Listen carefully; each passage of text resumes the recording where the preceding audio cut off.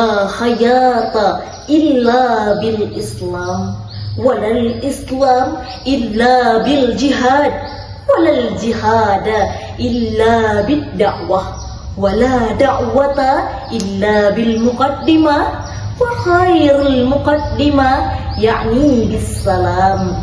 أحييكم تحية إسلام تحية مباركة من عند الله تحية وسلامة عربية لا تحية إلا بها. السلام عليكم ورحمة الله تعالى وبركاته. الحمد لله الذي جعل اللغة العربية أفضل اللغات أسلوبا وتعبيرا، وهي لغة التي تكلم بها سيد الأنبياء ويتكلم بها ملاء الأتقياء والأشقياء والأولياء، وكتب بها كلام رب الناس جميعا. أشهد أن لا إله إلا الله الواحد القهار الكريم الرحيم الغفار، وأشهد أن محمدا عبده ورسوله لا نبي بعده. اللهم صل على سيدنا محمد خاتم الأنبياء والمرسلين وعلى آله الطيبين ومن تبعه بإحسان إلى يوم الدين. أما بعد. أصحاب الفضيلة هيئة التحكيم المحترمين، ويا أيها المشاهدون المحبوب عند الله، أقوم بين أيديكم جميعا لأقدم على حضرتكم خطبة بعنوان قوة الأخوة الإسلامية في توحيد الأمة.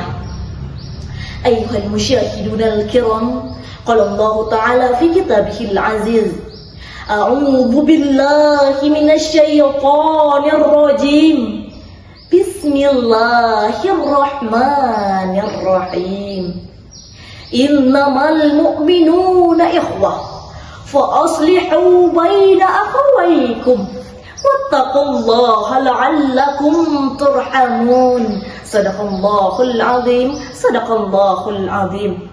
هذه الآية الكريمة تدل على أن الأخوة الإسلامية هي أساس وحدة الأمة وقوتها.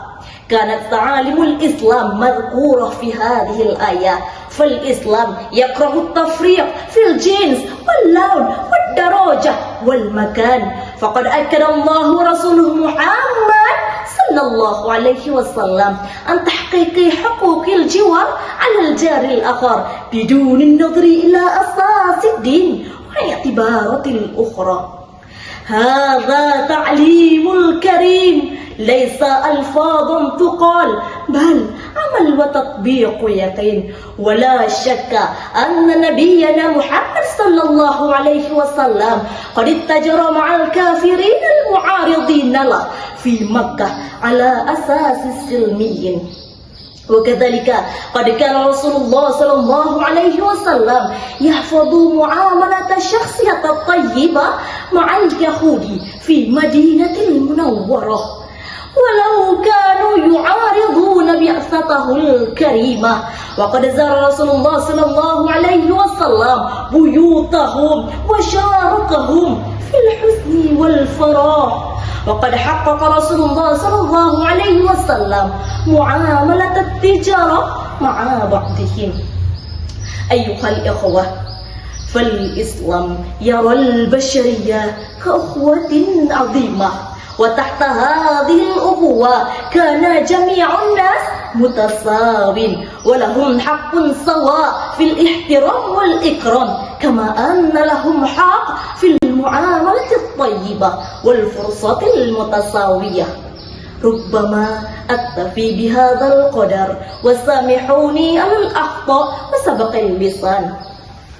ربنا لا تزغ قلوبنا بعد إذ هديتنا وهب لنا من لدنك رحمة إنك أنت الوهاب.